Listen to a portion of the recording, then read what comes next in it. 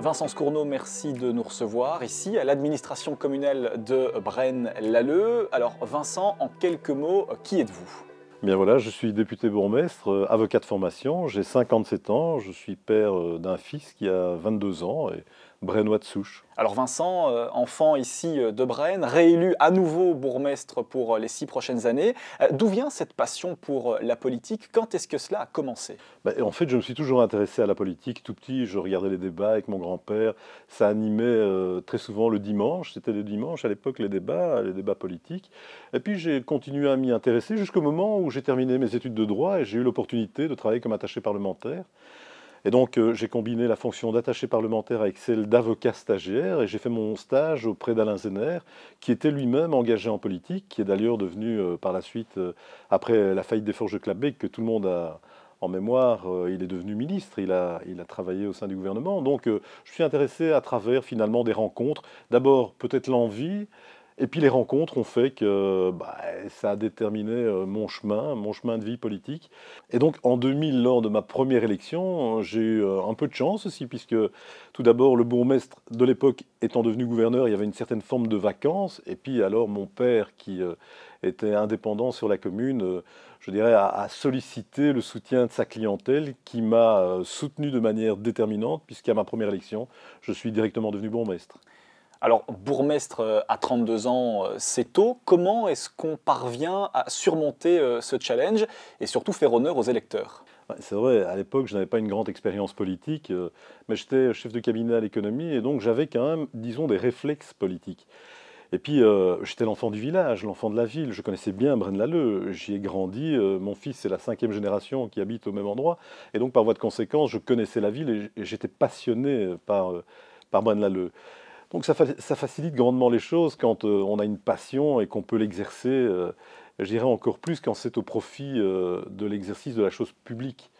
Donc voilà, les choses se sont mises comme telles et puis ça a été beaucoup de travail, apprendre les dossiers, apprendre à les défendre. Voilà quoi, c'était quelque part l'engagement que j'avais pris et j'ai tenté de le faire du mieux que je pouvais en réunissant mes meilleurs efforts, en tout cas d'investissement déjà, de disponibilité. Et les choses se sont mises et elles se sont mises plutôt bien et elles ont continué avec le temps et finalement l'expérience a encore renforcé tout cela. La passion est restée la même, 24 ans plus tard, l'expérience est venue s'ajouter à tout cela et donc je crois que l'électeur a été sensible et a pris conscience de ce que Braine-l'Alleud c'était une passion pour moi et une passion que je voulais transmettre. Alors vous l'avez dit, 24 ans après, à nouveau élu bourgmestre, 4 sièges en plus, 1200 voix aussi en plus. C'est quoi finalement, Vincent, le secret de la longévité? Je pense que c'est tout d'abord l'effort fourni par une équipe. Je crois que le premier secret d'une réussite, c'est de s'entourer de gens compétents, de gens déterminés, de gens qui partagent cette passion pour la commune. Et puis, on a quand même un bilan de réalisation qui est assez exceptionnel, hein. Aujourd'hui, Braine-l'Alleud offre une multitude de services, une multitude de choses, parfois neuves, avec des instruments tout à fait performants. Nous avons une nouvelle piscine, une nouvelle administration, nous avons un nouveau commissariat de police, nous avons tellement de choses nouvelles. On a même constitué, quasi au pied de la ville, au pied du centre, un lac, une zone de détente qui est assez exclusive et unique pour une commune. Et puis tout cela en proposant aussi quelque part une défiscalisation significative, puisque nous sommes la commune la moins taxée à l'IPP, et nous voulons poursuivre dans cette voie-là. Je pense que l'électeur a compris que vraiment nous voulions faire du mieux qu'on pouvait faire pour une commune comme Braine-l'Alleud, et je crois que c'était une belle réussite. Et puis je crois que la gestion a souvent été citée en exemple, et je ne vous cacherai pas le plaisir de vous dire que quelques jours avant les élections, Télémoustique avait estimé que Braine-l'Alleud était la commune en Brabant-Wallon qui offrait la meilleure qualité de vie et la 3e commune sur 262 au niveau de la région qui offrait la meilleure qualité de vie. Je pense que l'électeur n'a pas été insensible à cela et a pu le constater d'ailleurs au quotidien et depuis parfois des années. Donc tout ça a été payant en termes de suffrage et je m'en réjouis. Et je m'en réjouis d'abord pour mon équipe, pour les gens qui nous soutiennent depuis parfois bien longtemps, vous avez rappelé, 24 ans, et puis évidemment, à titre personnel, j'étais ravi. Et ce beau bilan, on en parlera dans quelques instants dans cette émission. Vincent, ça se termine tout doucement, mais beaucoup de gens disent, tiens, c'est vrai que pour un bourgmestre, c'est plus simple s'il est MR d'être élu à la fois à la tête d'un exécutif en Brabant-Wallon. Est-ce que c'est vrai? Est-ce que c'est faux? Est-ce que finalement, le BOE est un terreau propice à l'élection libérale? Alors la question est pertinente. Je pense que c'est devenu vrai. Aujourd'hui, c'est plus facile de se faire élire en Brabant wallon qu'en Hainaut, qu'à Mons, parce qu'en fait, c'est lié au travail que les bourgmestres en Brabant wallon ont fait depuis des années pour crédibiliser l'action libérale. Il faut savoir qu'il y a 30, 40 ans, ce n'était pas du tout le cas. Le Brabant wallon n'était pas représenté de manière aussi forte par les libéraux. Nous avons vraiment gagné du terrain élection après élection parce que je pense que chacun d'entre nous a pu démontrer avec conviction que le travail, c'était véritablement quelque chose qui payait. Et nous avons gagné les mayorats, les exécutifs, je pense, à force de convaincre, mais surtout à force de démontrer que nous étions capables de porter une province pour l'amener aujourd'hui au premier plan. Parce que la province du Brabant wallon, c'est la référence en Belgique. Et c'est la référence parce qu'aujourd'hui, elle a été gérée par les libéraux. Alors Vincent, 24 ans ici à la tête de Braine-l'Alleud, une commune prospère qui se développe. C'est quoi la suite? Est-ce que dans 6 ans, on se redonne rendez-vous ici? Alors, se donner rendez-vous dans 6 ans, place des grands hommes, c'est toujours quelque chose d'emballant qui motive, mais ça dépend d'un tas de facteurs. Vous savez, la vie est ce qu'elle est, personne ne peut prévoir à 6 ans. Mais en tout cas, si l'opportunité est offerte, pourquoi pas?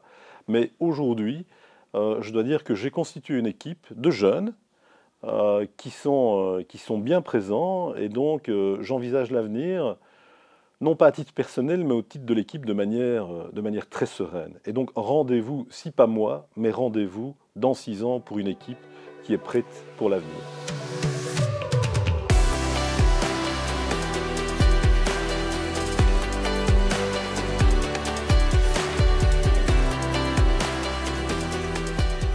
Alors Vincent, on continue notre trajet itinérant d'Ambraine. Ici, nous sommes au lac du Paradis. En quoi ce projet a été concluant pour vous?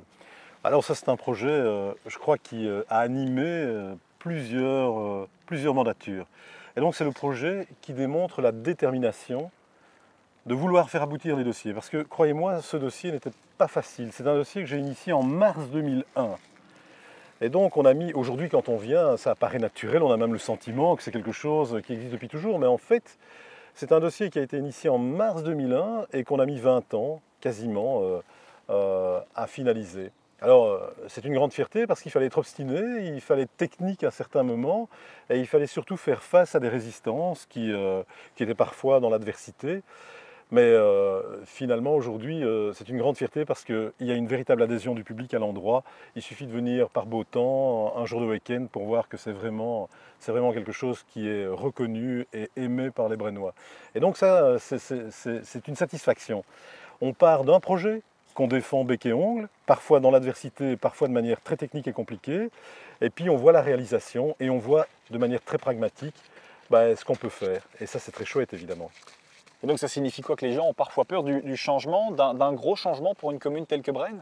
Alors ici, c'est vraiment un gros changement parce qu'avec des champs plutôt marécageux, alors on a eu tous des lobbies qui étaient contre la modification, au prétexte de ce qu'on allait toucher à l'écosystème, à la Justement, il y a un écosystème maintenant. Alors il s'est renforcé, on a fait des enquêtes à l'époque de biodiversité, on a fait des enquêtes avant de se lancer dans l'aventure qui permettaient sur le plan écologique de démontrer que ce serait un plus.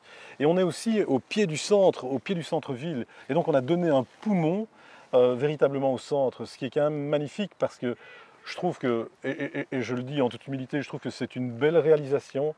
Elle donne un plus à Braine-l'Alleud. Et elle n'a pas été facile. Et alors, quand ça n'est pas facile, c'est toujours une grande satisfaction d'y arriver. Alors, c'est quoi la suite pour les 6 prochaines années? On parle de projets, on parle de défis à relever. Lesquels sont-ils? Alors, on a toujours des défis à relever. Finalement, ça ne s'arrête jamais. Il faut s'adapter, et il faut avoir beaucoup d'imagination aussi, parce que finalement, quelque part, l'imagination doit être au pouvoir. Et alors, nous, ce qu'on a souhaité pour les années à venir, c'est travailler sur le centre-ville pour lui donner une dynamique qui a déjà été initiée il y a quelques années, mais qui doit se poursuivre. Donc, elle était phasée sur plusieurs années. On va maintenant passer à une autre phase, et puis aussi sur la mobilité. La mobilité est un défi qui dépasse la commune de Braine-l'Alleud. Nous avons des plans de mobilité que nous souhaitons finalisé et donc nous allons travailler là-dessus. Alors il y a plein d'autres choses parce que la politique c'est aussi l'adaptation. Qui pouvait imaginer qu'on allait traverser des crises, il a fallu s'adapter à cela. C'est aussi des choses plus ponctuelles, plus proches des gens. On n'oublie pas les quartiers, on veut travailler vraiment pour tout le monde, que ce soit au niveau du sport, que ce soit au niveau de la culture, que ce soit au niveau des travaux publics, des quartiers, bref, il y a toujours beaucoup de travail, c'est ça la gestion communale, c'est ça la mission d'un bourgmestre. Eh bien, plein de succès pour la suite, Vincent. Mille merci à vous. Merci beaucoup Vincent pour cette belle découverte de Braine-l'Alleud. On part dans quelques instants du côté de Thuin en province de Hainaut puisque Rachel Sobry, vous le savez, devient bourgmestre d'ici au 2 décembre prochain. Alors en tant qu'ancien bourgmestre, quels conseils donneriez-vous à Rachel Sobry qui endossera l'écharpe mayorale? Tout d'abord je tiens à féliciter Rachel, c'est vraiment une belle victoire, elle le mérite. Et puis au-delà de ça, je lui dirais de s'obstiner sur les projets auxquels elle croit, parce que quand on tient des beaux projets, des bons projets pour sa commune, c'est pas toujours facile de les défendre. On tombe souvent dans une adversité, parfois elle est simplement d'opposition, parfois elle est plus technique, plus compliquée, mais quand on y croit, ça vaut toujours la peine de défendre le projet. Par exemple ici, c'est l'exemple type de ce qu'avec mon équipe, on y croyait. On a défendu ce projet parfois de manière compliquée, mais on y est arrivé. Et donc finalement, les bons projets, on sait toujours les finaliser. Et c'est ce que je lui dirais, s'obstiner, ne jamais se décourager et traverser le temps dans la réussite. Et je suis persuadé qu'elle y arrivera. Merci beaucoup Vincent pour cette belle découverte. Et merci aussi pour le conseil à Rachel Sobry. Rachel que nous allons rencontrer d'ici quelques minutes. Direction donc la province du Hainaut, dans la commune de Thuin, où Rachel Sobry deviendra la bourgmestre.